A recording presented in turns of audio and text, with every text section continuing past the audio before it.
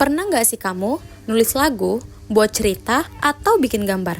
Nah, lalu muncul pertanyaan, apakah karya-karya tersebut sudah terlindungi oleh hukum? Nah, jawabannya ada di hak cipta. Di video kali ini, kita akan membahas tuntas tentang apa itu hak cipta secara mendalam.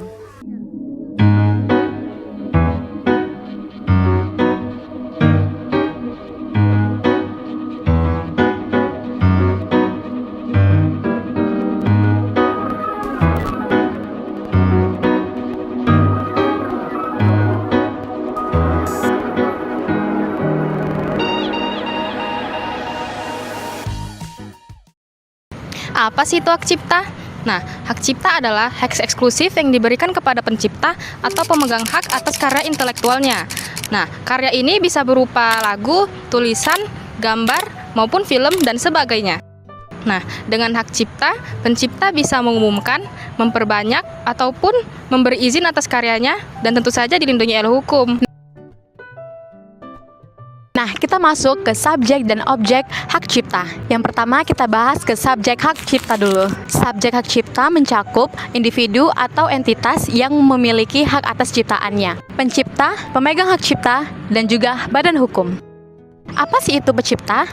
Pencipta adalah orang yang secara langsung melahirkan sebuah karya atau ciptaan. Nah, dalam konteks ini, orang yang menciptakan sebuah karya itu memiliki hak moral dan hak ekonomi atas karyanya tersebut. Hak moral melindungi integritas dan reputasi pencipta, seperti hak untuk mencantumkan namanya, hak distorsi atau perubahan yang dapat merusak, dan hak untuk mempertahankan karyanya.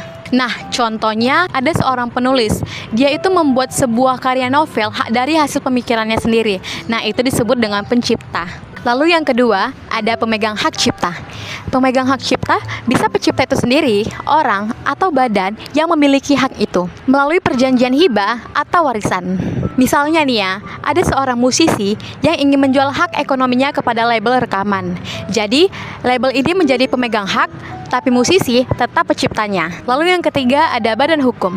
Badan hukum itu termasuk pemerintah, lembaga pendidikan, dan juga organisasi nirlaba menjadi pemegang hak cipta atas karya yang diciptakan oleh pegawainya melalui hubungan kerja. Dalam kasus ini, hak cipta itu dimiliki oleh pemberi kerja, kecuali di atas perjanjian. Misalnya, ada seorang programmer yang membuat sebuah aplikasi untuk kerjanya. Jika ada sebuah perjanjian, hak tersebut menjadi pemilik perusahaan. Lalu ada objek hak cipta. Objek hak cipta adalah sebuah karya yang dilindungi oleh hukum. Nah, syarat dari objek hak cipta ini yaitu harus orisinal yang diwujudkan secara nyata. Yang artinya yang bisa dirasakan, didengar, dibaca oleh orang lain secara nyata. Hak cipta mencakup karya di bidang ilmu pengetahuan, seni, dan juga sastra, seperti buku, artikel, puisi, dan modul pembelajaran, lukisan, fotografi, film, dan tarian, lagu, lirik, dan komposisi musik, dan juga karya turunan seperti terjemahan dan juga ringkasan. Nah, dalam hak cipta ada beberapa prinsip penting yang perlu untuk kamu ketahui. Yuk kita bahas satu persatu. Nah, yang pertama, hak cipta hanya melindungi karya yang sudah diwujudkan secara nyata. Jadi, kalau kamu mempunyai ide cerita tentang seorang pahlawan, itu belum bisa dilindungi. Tetapi, kalau kamu sudah membuatnya menjadi novel, baru deh hak cipta berlaku. Nah, selain itu, karyamu juga harus bersifat orisinil, yang artinya itu adalah hasil karyamu sendiri dan bukan menjiplak dari karya orang lain. Nah, prinsip yang kedua, hak cipta timbul secara otomatis begitu karya selesai dibuat. Jadi, kamu nggak perlu mendaftarkan terlebih dahulu untuk mendapatkan perlindungan hukum.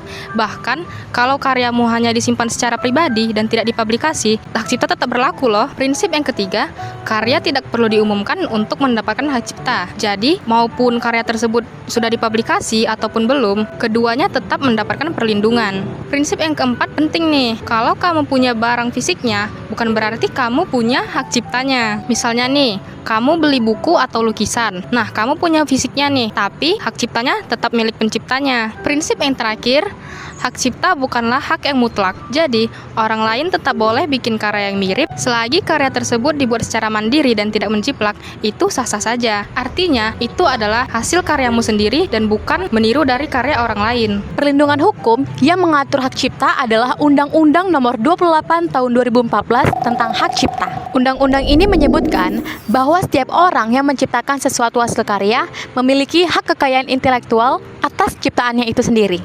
Hak tersebut dapat berupa cipta, paten, merek dagang, rancangan industri, dan rahasia dagang. Undang-undang tersebut memberikan perlindungan hukum terhadap kepemilikan hak kekayaan intelektual dari tindakan penggunaan, pengambilan, atau pemanfaatan dari hak tersebut tanpa persetujuan atau tanpa izin dari pemilik.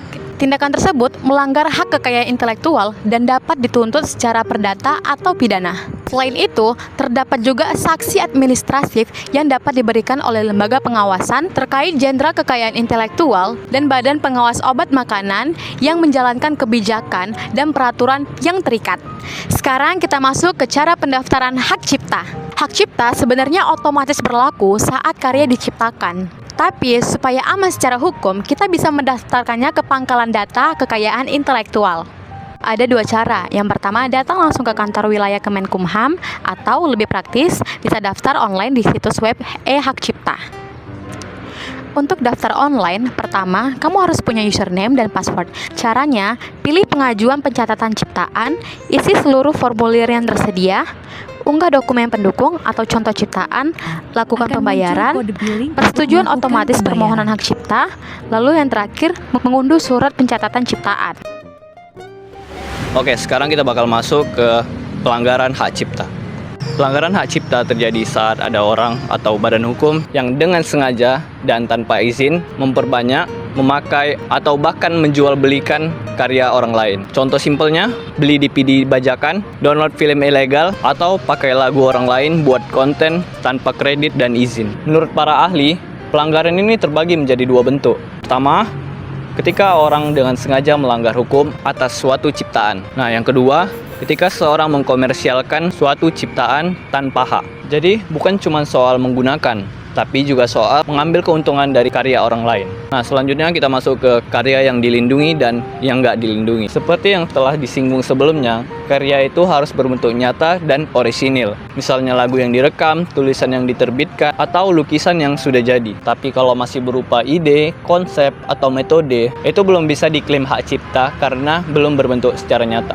Namun, ada juga beberapa hal yang nggak bisa dilindungi hukum, kayak putusan keadilan, kitab suci, simbol keagamaan, atau pidato kenegaraan. Lalu muncul pertanyaan, kapan penggunaan ciptaan dianggap tidak melanggar? Pada pasal 43 sampai 49 Undang-Undang Hak Cipta mengatur bahwa penggunaan itu sebenarnya bisa-bisa aja asal ada batasan tertentu, misalnya buat keperluan pribadi, edukasi, atau riset. Bahkan perpustakaan boleh menggandakan karya asal itu tidak bertujuan untuk komersil.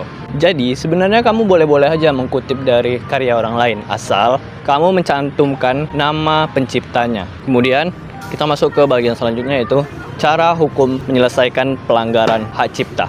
Ada dua jalur utama. Yang pertama itu hukum perdata dan yang kedua hukum pidana. Nah, kemudian apa itu hukum perdata? Hukum perdata itu biasanya dipakai ketika pemegang hak cipta mau menuntut ganti rugi. Misalnya karya musik kamu dibajak dan dijual, kamu bisa gugat pelakunya ke pengadilan agar mereka membayar kompensasi. Nah, sementara itu hukum pidana lebih ke arah memberikan efek jera. Jadi pelaku bisa dikenakan hukum penjara atau denda yang besar. Dalam Undang-Undang Hak Cipta yang baru, pelaku pembajakan dapat dihukum sampai 10 tahun dan denda sebanyak 4 miliar.